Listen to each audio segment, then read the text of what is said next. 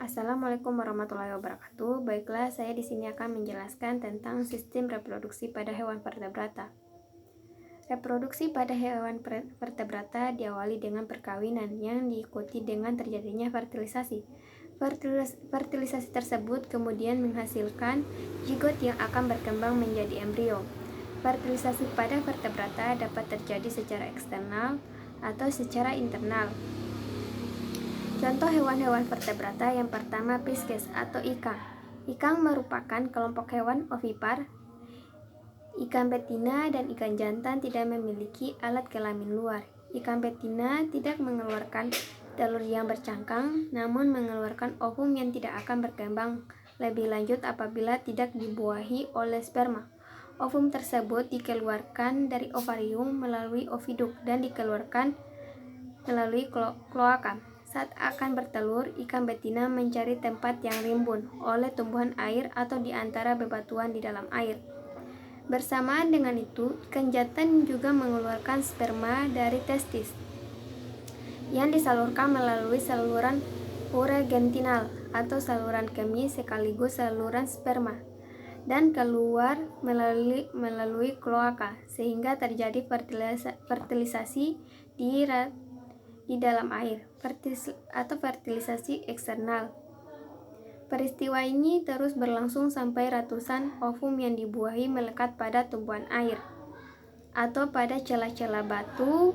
Telur-telur yang telah dibuahi tampak seperti bulatan-bulatan kecil berwarna putih. Telur-telur tersebut ini akan menetas dalam waktu 24-40 jam. Yang kedua, kelas amfibi. Kelompok amfibi misalnya katak merupakan jenis hewan ovipar. Katak jantan dan katak betina tidak memiliki alat kelamin luar. Pembuahan katak terjadi di luar tubuh. Pada saat kawin, katak jantan dan katak betina akan melakukan ampleksus, yaitu katak jantan akan menempel pada punggung katak betina dan menekan perut katak betina. Kemudian, katak betina akan mengeluarkan ovum ke dalam air. Setiap ovum yang dikeluarkan diseliputi oleh selaput telur atau membran vitelin. Sebelumnya, ovum kotak yang telah matang dan berjumlah sepasang ditampung oleh suatu corong. Perjalanan ovum dilanjutkan melalui oviduk. Dekat pangkal oviduk pada katak betina dewasa terdapat saluran yang mengembung yang disebut kantung telur atau uterus. Oviduk katak betina terpisah dengan ureter. Oviduknya berkelok-kelok dan bermuara di kloaka. Segera setelah katak betina mengeluarkan ovum, katak jantan juga akan menyusul mengeluarkan sperma. Sperma dihasilkan oleh testis yang berjumlah sepasang dan disalurkan ke dalam vas deferens. Vas deferens kontak jantan bersatu dengan ureter. Dari vas deferens sperma lalu bermuara di kloaka. Setelah terjadi fertilisasi eksternal, ovum akan diselimuti cairan kental sehingga kelompok telur tersebut berbentuk gumpalan telur. Gumpalan telur yang telah dibuahi kemudian berkembang menjadi berudu. Berudu awal yang keluar dari gumpalan telur bernapas dengan instan dan melekat pada tumbuhan air dengan alat hisap. Yang ketiga, kelas reptilia. Kelompok reptil seperti kadal, ular, dan kura-kura merupakan hewan yang fertilisasinya terjadi di dalam tubuh. Contohnya fertilisasi internal. Umumnya reptil bersifat ovipar, namun ada juga reptil yang bersifat ovovivipar.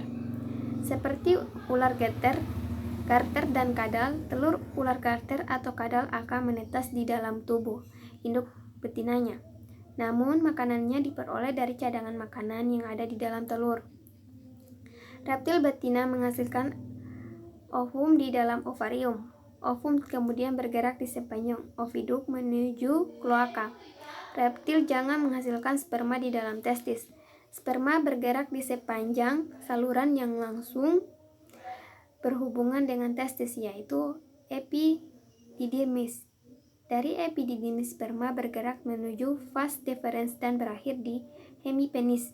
Hemipenis merupakan dua penis yang dihubungkan oleh satu testis yang dapat dibolak-balik seperti jari-jari pada sarung tangan karet. Pada saat kelompok hewan reptil mengadakan kopulasi, hanya satu hemipenis saja yang dimasukkan ke dalam saluran kelamin betina. Ovum reptil betina yang telah dibuahi sperma akan melalui oviduk, dan pada saat melalui oviduk, ovum yang telah dibuahi akan dikelilingi oleh cangkang yang tahan air.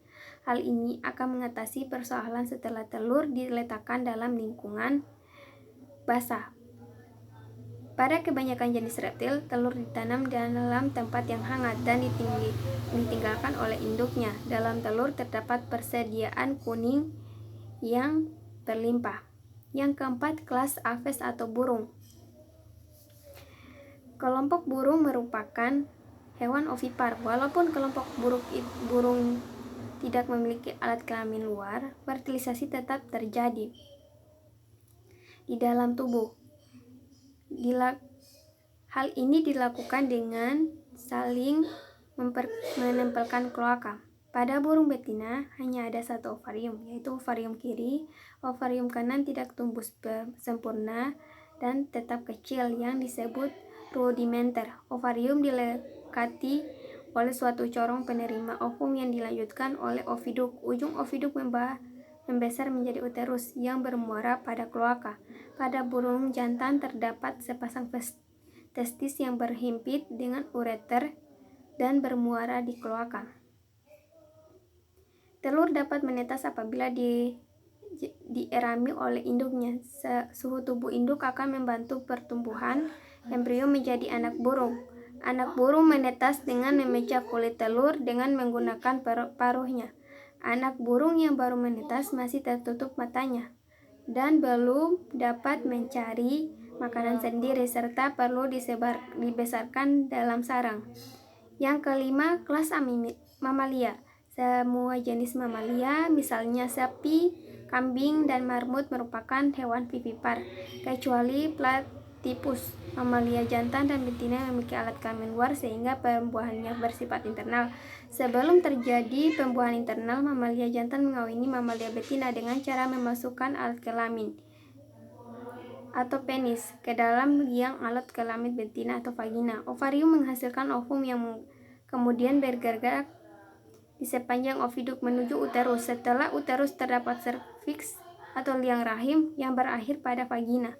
Testis berisi sperma berjumlah sepasang dan terletak dalam skrotum. Sperma yang dihasilkan testis disalurkan melalui vas deferens yang bersatu dengan ureter. Pada pangkal ureter juga bermuara saluran prostat. Dari kelenjar prostat menghasilkan cairan yang merupakan media tempat hidup sperma.